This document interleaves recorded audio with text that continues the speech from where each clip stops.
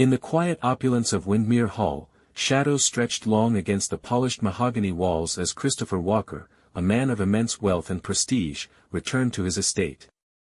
The evening air carried the faint scent of spring blossoms, but beneath the grandeur of the sprawling manor, a sense of unease settled in Christopher's chest. At 58, Christopher was the epitome of success. His shrewd investments and calculated risks in the tech and real estate sectors had propelled him to billionaire status. Yet, for all his achievements, his personal life was a tapestry woven with frayed threads. His second wife, Evelyn, was 34, a vision of grace and charm who had brought a fleeting vitality into his world. Beside her, Christopher's son, Daniel, stood as the shadow of his earlier union, now a man of 27, navigating the privileged yet precarious path of an heir. Christopher's return from a day in the city was met with an unnerving silence. The household staff had retired early, and the usual hum of activity within the grand estate was conspicuously absent. He found Evelyn's absence peculiar, as she often greeted him with a glass of his favorite scotch, a small ritual that offered a veneer of normalcy to their otherwise strained marriage. After a solitary dinner, Christopher retreated to his study. His intention was to drown himself in the comforting monotony of financial reports, but his focus wavered. The days had grown colder between him and Evelyn, her laughter, once a melody of their home, now felt distant. And Daniel? His son had grown unusually affable with Evelyn, their exchanges tinged with a warmth Christopher could neither place nor trust. That evening, unable to ignore the gnawing sense of dread, Christopher wandered the halls of Windermere Hall. His footsteps, softened by thick Persian rugs, carried him toward the eastern wing, where Evelyn's private sitting room lay. As he neared the heavy oak door, a sound froze him mid-step, a soft laugh, followed by a deeper, unmistakably familiar voice. Leaning closer, Christopher peered through the crack in the door. The scene within struck him like a physical blow: Evelyn, perched on the velvet chaise lounge, and Daniel, seated far too close beside her. Their conversation was lively, their laughter intimate. Then, Daniel's hand brushed against Evelyn's shoulder, a gesture too casual to be entirely innocent. Christopher's heart thundered in his chest as he withdrew from the door. A storm of suspicion swirled in his mind. He stumbled back to his study, where the weight of what he had seen pressed down on him. Was this a simple moment of familial camaraderie? Or had he witnessed the inception of something far darker, a betrayal that threatened to unravel the fragile threads of his life? He knew he could not act on emotion alone. Christopher Walker, the man who had built empires, demanded evidence, unyielding, irrefutable proof. His mind, always strategic, began to craft a plan. By morning, his resolve had hardened. At breakfast, he observed Evelyn and Daniel with an intensity that belied his composed demeanor. Evelyn spoke of plans to attend a charity gala, her tone light and carefree, while Daniel teased her in a way that made Christopher's stomach churn. Their interaction, now seen through the lens of suspicion, seemed laden with subtext. Christopher excused himself early, feigning a call to his investment partners. In truth, he reached out to Robert Garrison, a private investigator known for his discretion and efficacy. "I have a delicate matter requiring your expertise," Christopher began, his voice steady but cold. "I believe someone is exploiting my trust. I need answers." That same day, Christopher began scrutinizing the estate's state-of-the-art security system. Hidden cameras dotted Windermere Hall, their feeds accessible from the control panel in his study. Over the coming weeks, he pored over hours of footage, searching for moments that would confirm or dispel his growing paranoia. It didn't take long for Garrison to deliver his first report. Evelyn's frequent outings to Manhattan, long attributed to shopping sprees and charity events, were far from innocent. Surveillance revealed clandestine meetings at an upscale hotel, meetings where Daniel would arrive separately, minutes after Evelyn, and always leave unnoticed. The evidence was damning, yet it left Christopher unsatisfied. He wanted more than mere proof of betrayal, he wanted a reckoning.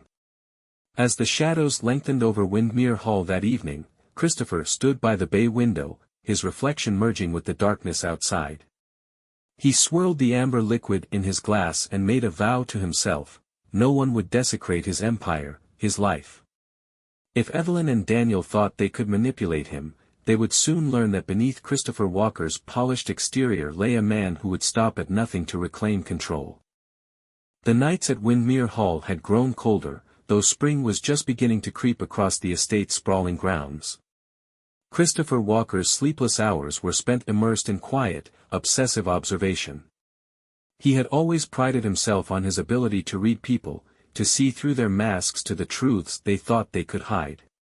But this time, the people behind the masks were his own wife and son, and the truth was threatening to dismantle his carefully curated life. The evening began innocently enough. Evelyn retired to her private sitting room after dinner, as was her habit. She claimed it was where she prepared for her charity work, reviewing event details or responding to correspondence. Daniel, Christopher noted, disappeared shortly after, excusing himself with a vague mention of emails to send. Christopher's pulse quickened as he turned to the bank of monitors in his study. The security system was his silent accomplice, its hidden cameras offering views into nearly every corner of the house. For weeks, he had watched, waiting for something to confirm the suspicions that gnawed at him. Tonight, the camera feed from Evelyn's sitting room proved damning. Daniel entered, his casual manner a stark contrast to the gravity of what Christopher was beginning to suspect. Evelyn greeted him warmly, her robe slipping slightly as she leaned forward to pour him a glass of wine. Christopher's hands hovered over the keyboard, trembling, as he activated the microphone. Their voices filled the study, muted but clear enough to send a chill down his spine. "Do you think he's noticed anything?" Evelyn's voice was soft, tinged with laughter. Daniel smirked, swirling his wine. "Father's too busy trying to conquer the next fortune. He hasn't had a clue about anything in this house for years." Evelyn leaned closer, her hand brushing against Daniel's knee. The intimacy of the gesture was unmistakable, and Christopher's stomach twisted in revulsion. "You're sure?" Evelyn asked, her tone taking on a playful edge. "Because if he finds out..." Daniel interrupted her with a confident grin. "He won't. You worry too much, Evelyn." Christopher's knuckles turned white as he gripped the edge of the desk. He wanted to believe that this was the extent of their betrayal: words, gestures, harmless flirtation. But then Evelyn rose, her robe slipping further, revealing her bare shoulders. She moved toward Daniel, who set his glass aside and stood to meet her. Their kiss was slow, deliberate, as if savoring the moment. Evelyn's arms wrapped around Daniel's neck, pulling him closer, and the two stumbled toward the velvet chaise lounge. Christopher's world tilted. On the monitor, his wife and son sank into the chaise, their movements growing urgent, uninhibited. The camera's view was unflinching, capturing every stolen kiss, every whispered word. The intimacy between them was raw, shameless, and utterly damning. For a long time, Christopher sat frozen, unable to look away. It wasn't just the act itself, it was the confirmation that the two people he had trusted most had conspired against him in the most personal and profound way. When their encounter ended, Evelyn rested her head on Daniel's chest, her fingers idly tracing patterns across his skin. "How much longer do you think we have to play this game?" Daniel asked, his tone lazy, satisfied. "As long as it takes," Evelyn replied, her voice low. "The old man's empire is worth the wait, don't you think?" Christopher closed the laptop, his mind ablaze with rage and humiliation. The people he had brought into his life, into his sanctuary, had betrayed him with calculated cruelty. But Christopher Walker was not a man to confront betrayal with emotion alone. No, he would plan. He would scheme. And when he acted, it would be with the same precision that had built his empire. Revenge, he decided, would be meticulous and absolute. The plan began to take shape in Christopher Walker's mind the moment the rage cooled into icy clarity. He would not confront Evelyn or Daniel directly. The humiliation was too profound, the betrayal too corrosive. Confrontation offered no justice, no catharsis. No, what he sought was devastation, meticulously crafted and delivered without mercy. The next morning, Christopher presented Evelyn with an uncharacteristic proposal. "We need to reconnect," he said over breakfast, his tone measured and sincere. "Let's take a trip. Just the two of us. No distractions, no responsibilities." Evelyn, ever eager to maintain the veneer of a loving wife, hesitated only briefly. "That sounds wonderful," she replied, though a flicker of unease crossed her face. Within days, the arrangements were made. Christopher whisked her away under the guise of romance, driving them along scenic coastal roads before boarding a private yacht to a secluded island estate, a property he owned but rarely spoke of. The island, with its pristine beaches and dense tropical foliage, seemed like paradise. But Christopher knew it was anything but. On their second evening, Christopher poured Evelyn a glass of wine. She sipped it cautiously, noting his uncharacteristic warmth. "You've been so thoughtful," she murmured, her eyes searching his face for clues to this sudden change. Christopher only smiled. "To new beginnings," he said, raising his glass. The sedatives he'd laced into her wine took effect within minutes. Evelyn's vision blurred, her limbs growing heavy as Christopher guided her to a waiting vehicle. She drifted in and out of consciousness as the car bumped along a dirt road, the jungle closing in around them. When she came to, she was surrounded by men, hardened, expressionless, and looming in the flickering torchlight. Her heart pounded as she tried to scream, but her voice caught in her throat. Christopher stood apart from the group, his face impassive. "This," he said coldly, "is what you deserve." What followed was a nightmare of unspeakable cruelty. Evelyn's cries echoed through the night as Christopher turned his back on the scene. The men, paid to leave no trace, carried out his orders with mechanical precision. When they were finished, Evelyn's lifeless body was discarded into the jungle. Back at Windmere Hall, Christopher set the next stage of his plan into motion. He fabricated evidence, emails on Daniel's laptop, fragments of conversations recorded on the estate's surveillance system, that painted Daniel as the architect of Evelyn's demise. The narrative was simple yet believable. A young heir, frustrated by his stepmother's influence over his father, had orchestrated her murder to secure his place as the sole inheritor. Daniel Walker sat in the dim confines of his prison cell, the cold steel walls echoing with the despair of countless forgotten souls. The air was thick with the scent of mildew and despair, but it paled in comparison to the weight in Daniel's chest. He couldn't close his eyes without seeing her, Evelyn, trapped, terrified, brutalized. Every detail of her final moments, as the evidence and courtroom testimony had described them, played over and over in his mind like a gruesome symphony. He knew the truth. The pieces had fallen into place during the trial, each fragment of his father's scheme as clear as the bars before him. The evidence planted on his devices, the conveniently edited security footage, and most damningly, the cold, detached way Christopher had testified. It wasn't grief that Daniel had seen in his father's eyes, it was calculation. Sitting alone in his cell, Daniel's despair began to crystallize into something else, rage. A consuming, smoldering fury that transformed his sorrow into resolve. His father had orchestrated everything, from Evelyn's brutal end to his imprisonment.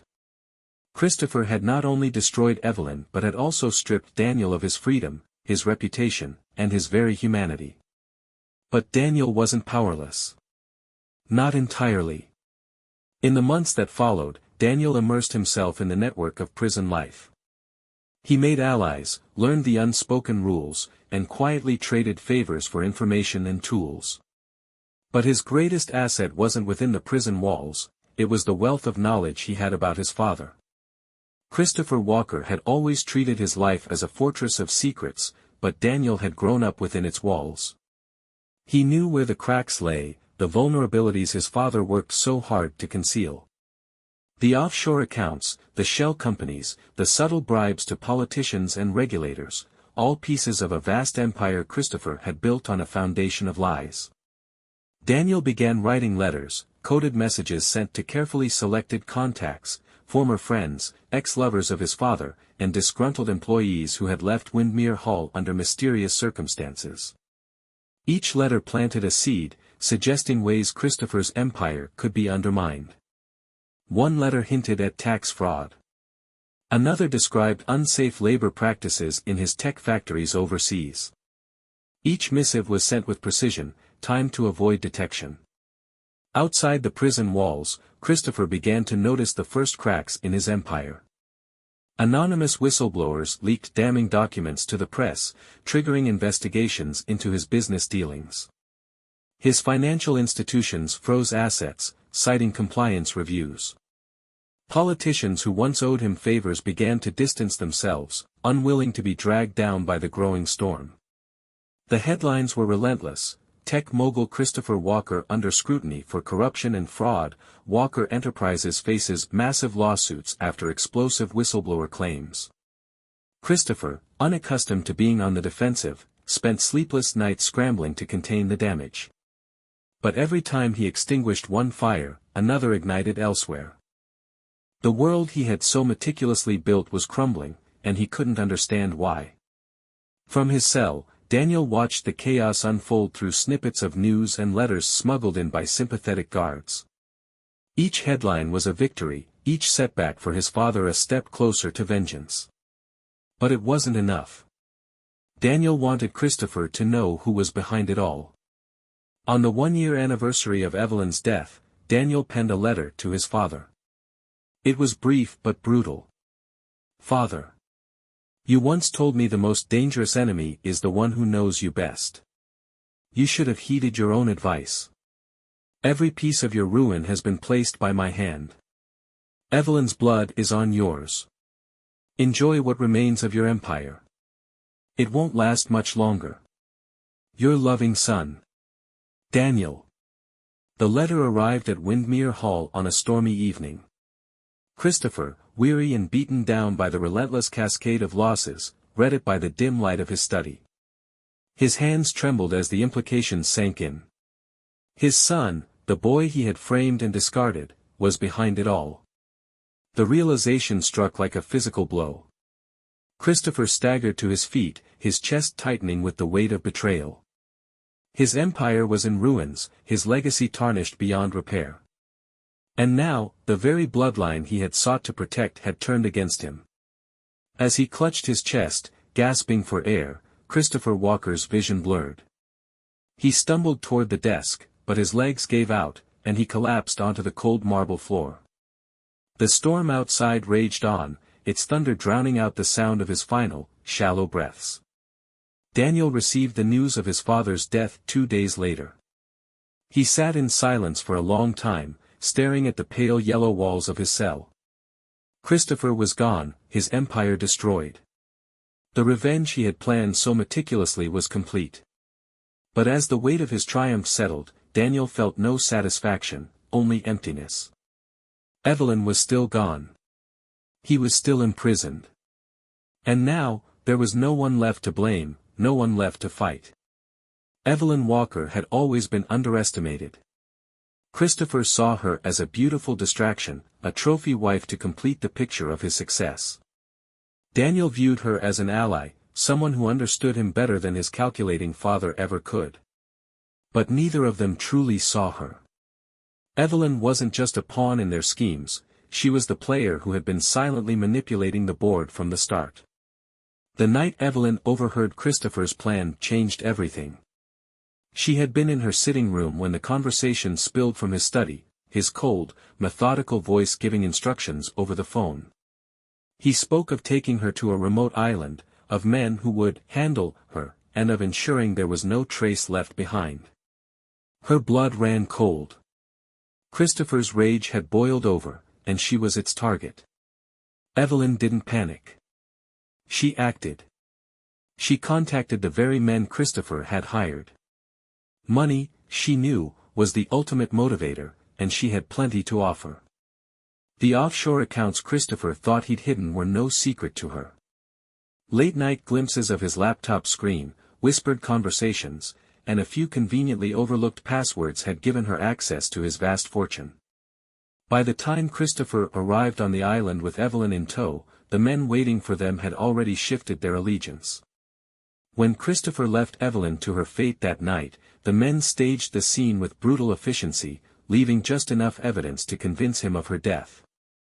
Evelyn watched from the shadows as her husband departed the island, his back straight with satisfaction.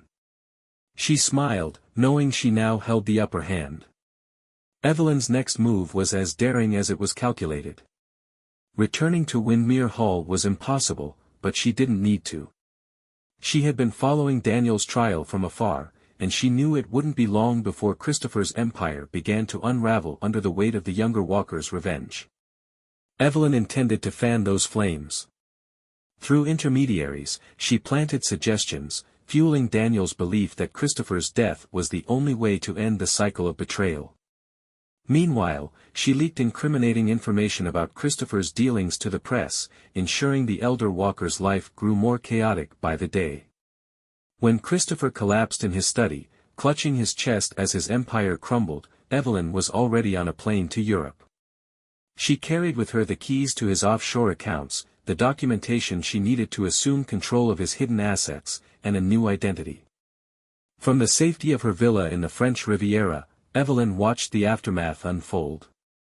Daniel, enraged and desperate to strike back at the father who had framed him, had played directly into her hands. By the time he realized the truth, that Evelyn had orchestrated the entire downfall, it was too late. Christopher was dead, Evelyn was untouchable, and Daniel was locked away, silenced by the weight of his crimes. Evelyn stood on the balcony of her new estate, a glass of champagne in hand, as the Mediterranean sun set before her. The world thought her dead. The men who could expose her were either paid off or eliminated. The Walkers, Christopher and Daniel, had destroyed one another, leaving her free to claim the spoils. She had no remorse. Love, loyalty, and trust were illusions she had never believed in. Her survival was all that mattered, and she had outplayed them all. But even in her victory, Evelyn couldn't silence the gnawing emptiness. She had won the game, yes, but at what cost? The money, the power, the freedom, it was all hers. Yet, as the waves crashed against the cliffs below her villa, she felt no joy. The lives she had shattered, the trust she had betrayed, and the people she had used left a hollow echo in her heart. Revenge is a hollow triumph, a game where everyone loses. In seeking to destroy others, we often destroy ourselves. The spoils of victory turn to ash, and the silence of success becomes the loudest condemnation of all. Through the calculated vengeance of a cunning woman, Christopher Walker not only destroyed his son, his most cherished possession, but also unraveled his own existence. In the end, his quest for retribution left him with nothing but the bitter realization that he had been the architect of his family's ruin.